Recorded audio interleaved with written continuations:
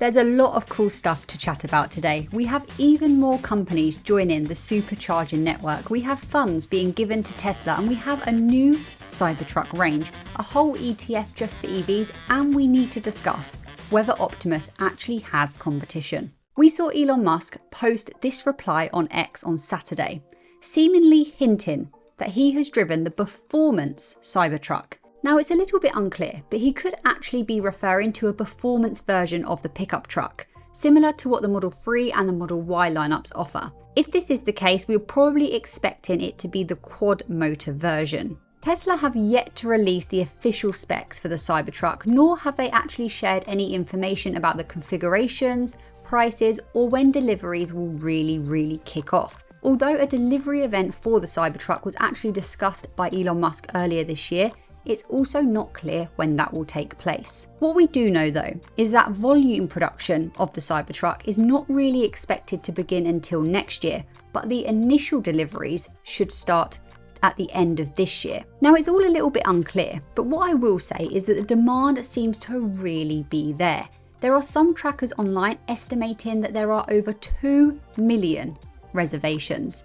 So there is a very strong demand, even though this product seems to be either really loved or really disliked. Let me know what you think about this in the comments below. For a long time, the reason people didn't want to get a fully electric vehicle over a hybrid or just a standard internal combustion engine car is because charging EVs was always thought of as being time consuming, difficult, and people had range anxiety. Would they be able to get to where they needed to go and have the option of charging en route if they needed to? Or would they get stuck in the middle of nowhere without a charger? Well, the Tesla Supercharging network is really solving this. The network is the best there is, and it's expanding.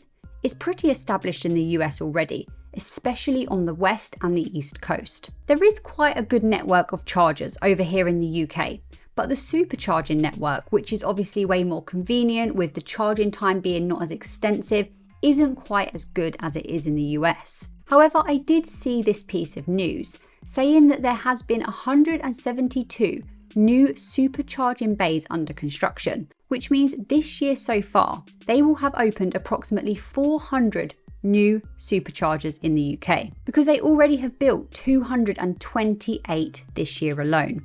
That is the most ever bays opened in the UK in 1 year. So it really goes to show that it is expanding, and this includes the bays at South Fleet. They've had superchargers at this busy service station for about 6 years, but they've only just been turned on. So this is going to be very helpful for Tesla owners in the UK.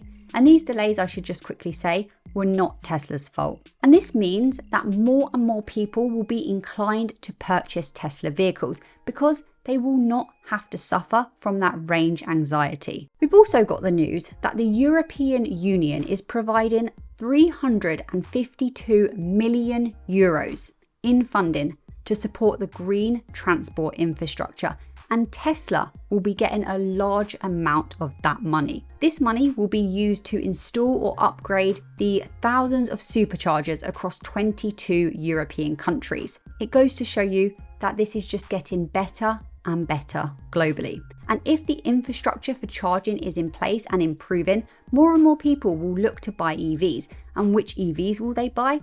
Well, they will buy the ones that are the most affordable, the best performance, all of these things considered. And I would say that Tesla is a very good option. Talking about the supercharger network actually, yet another company have joined, this time Jaguar, which was announced on the 21st of September. And if you missed it, Honda was announced on the 7th of this month as well. The list of companies is getting very big now, and it goes to show you that Tesla's network is the best. And if you can't beat them, join them. Opening up the network is a very smart choice by Tesla. They will see their services revenue increase incredibly fast. And remember, services are better margin businesses. And this will carry on as EVs continue to get more adopted, and all EV owners will want access to the best charging network. And it should become a $10 to $20 billion a year business by the end of the decade, according to the Wedbush analyst Dan Ives. And of course, Tesla will be getting free marketing. And we all know how they love a little bit of free marketing. And this is not even considering the vehicle sales, the bot, FSD, robotaxi, dojo, the energy sector. This is just a tiny portion of the business. Just the supercharging network is expected to become between a $10 to $20 billion a year business on its own. That is incredible. Yesterday, we spoke about the new progress that we saw from Tesla Bot, and it was incredible. So today I wanted to touch on the competition. The main competition seen is Boston Dynamics robot Atlas. Now, Atlas has been around for over a decade. It was first announced in 2013.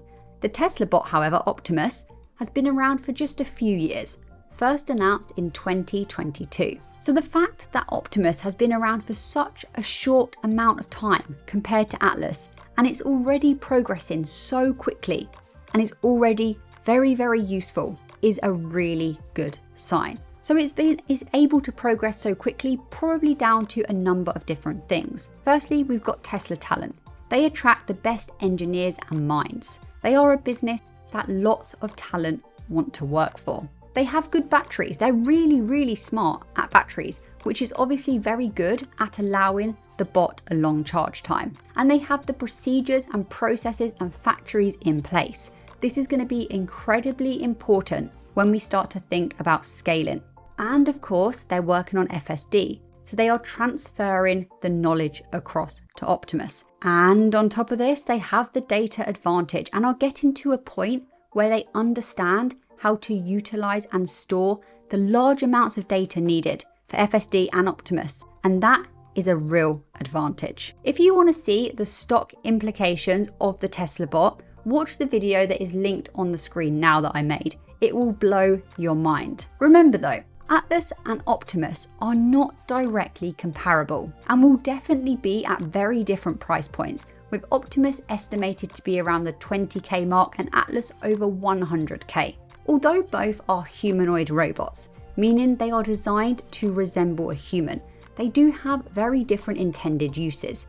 Optimus is designed to very much be a general purpose robot that can assist in factories, work, and at home. Whereas Atlas is more of a research platform that can be used in emergency services, in search and rescue operations, looking in disaster zones, and just doing things that are way too dangerous for humans. Elon has actually made it clear that Optimus will be doing repetitive and dangerous tasks, so it's also possible that it will be able to do things like I just described for Atlas. And because of their different intended uses, they are designed very differently. We have Optimus being much lighter and it can carry heavier loads, which is going to be very important when working in the factories and for real world applications.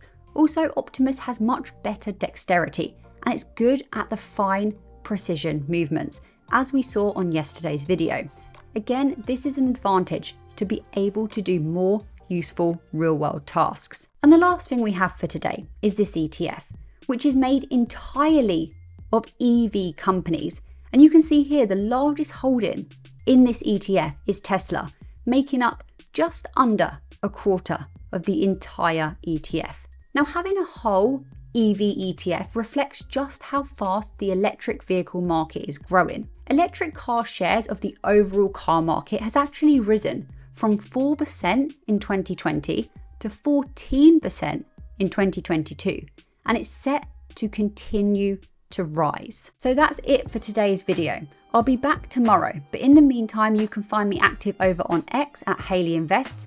You can show your support on Patreon or YouTube memberships. And I want to just quickly say I am on the road to reaching 10k subs. I'm so close now. So please don't forget to subscribe to the channel. It's absolutely free. See you guys tomorrow.